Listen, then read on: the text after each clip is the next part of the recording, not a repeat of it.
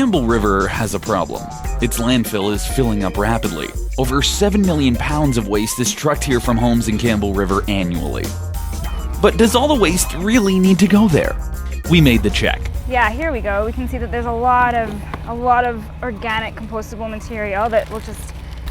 So here we have a pepper and some other hot peppers, and we've got broccoli, we've got celery.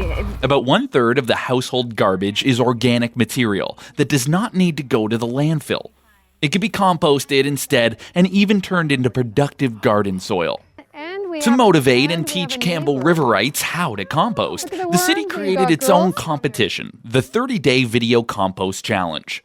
The jury picked 6 families to compete not only in producing the best compost, but also in shooting the most creative and funniest video clips with their brand new iPads.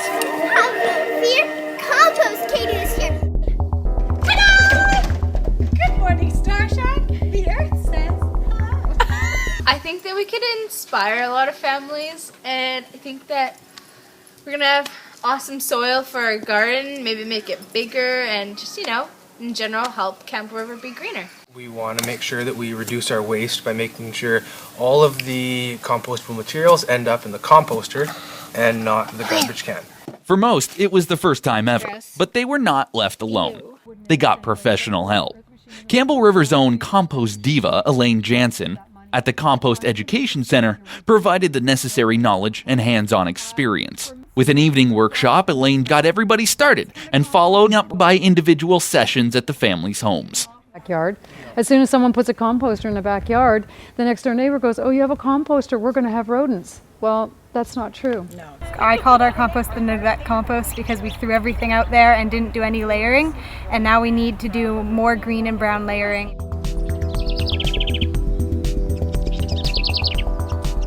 Here's an easy compost recipe on how to make compost in your own backyard. It's very easy. Twigs. Everybody has twigs or branches in their backyard normally. A little bit of twigs or straw if you've got it. Putting in leaves, putting in grass, doing your layers, very, very important. A little bit of dirt, carrying on, and then dropping in kitchen scraps down the center. Composting is an activity that kids love. It is easy enough that they can pick the ideas up, and most often, they become the ones that are most rigorous in implementing them.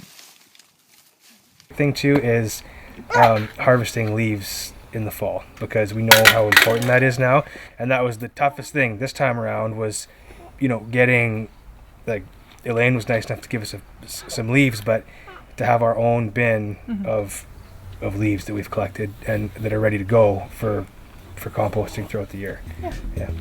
We have a brown layer! It has to be moist. It's like a parfait. Different layers, right? Air's coming down. Put your hard hats on. Look at that, boy. Brown day. Organic waste can be treated in many ways.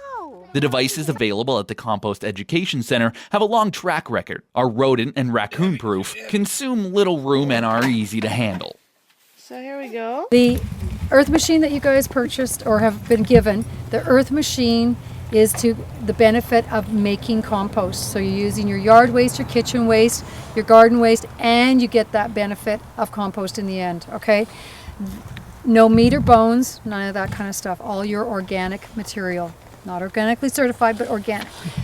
This is called a green cone. This is not a composter, it's a digester.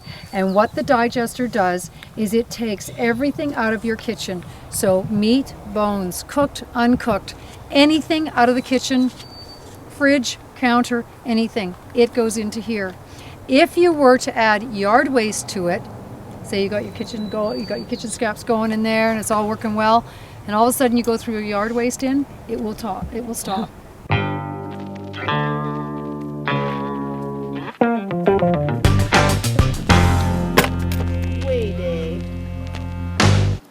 Our weigh-in for the garbage for week 4 is 13.5 pounds. So come and take a look. The weekly weigh day showed the truth, how families succeeded in reducing their garbage.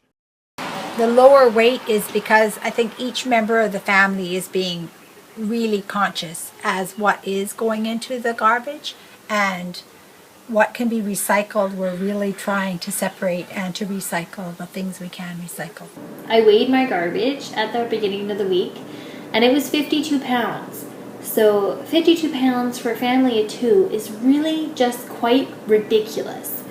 In 1 month, that's over 200 pounds that's going directly to the landfill. So I'm trying everything I can to actually minimize and reduce everything that's going to landfill. And I even went to the point of putting cloth diapers back on my son, which any mom out there knows is the biggest pain in the... I'm pretty proud of how we've done reducing our garbage. You know, for 4 weeks, we're still 6.2 pounds shy of the first week before. After 4 weeks of trial, error, and success, it is time for the final judgment. Elaine is keen to find out about the fruits of her teaching. Anybody here? It is Judgment Day today. We are checking out the compost. Okay, let's see what we've got. Oh, we have our carbon, our brown material on top. That's looking good. Tiny bit dry, but it's good. We're good. I think the biggest thing has been the whole paradigm shift in our family. That the kids are on board. It's not even a second thought. Yeah. They know what they're doing. They're totally on board, excited about it. Yeah. And it's the whole shift of thinking about less waste and, you know, oh, this has to be composted and oh, it's time to aerate. And it's really nice seeing just that now it's just become the norm. There's no even any thoughts of not doing it. It's just become the norm. It's great. Yeah. Yep, see the steam? Wow. The composters look really good. Hi, Edward. Hey, crew, come on in. I said at the beginning I knew nothing about it. With the help of Amanda and especially Elaine over here, I have learned a great deal. I have enjoyed it. It's been a learning experience. I've got my neighbor going to move his, and he's learned a few things from what I've been taught. I've been playing with the moisture. It's been a learning experience with the sun coming out and the heat we've had to make it work right and maintain it properly. So all I can really say is, if I can learn, Campbell River, all of you can learn. More and more people in Campbell River are discovering the benefits of composting. Over 150 composter units and digesters were sold during the recent rebate program, and the idea seems to be spreading. And in a few years, composting will become the norm. Don't forget the blueberries. Elaine's greatest reward came as a big surprise. Compost Diva came to visit, nothing that we had met her standards. What do we do? This could be really bad. We had no browns and we had no greens and very few food scraps. But we'll do what we can to keep our iPad in that. We called on our friends and got some grass spot straw from the store. Watering keeps it nice and damp, it's really not a chore. We got our browns and we got our greens and a few food scraps. Compost challenge almost done, get to keep our iPad and naps. Keep our iPad and naps. Keep our iPad and naps. Oh, that's awesome. Awesome. Oh, that was fun.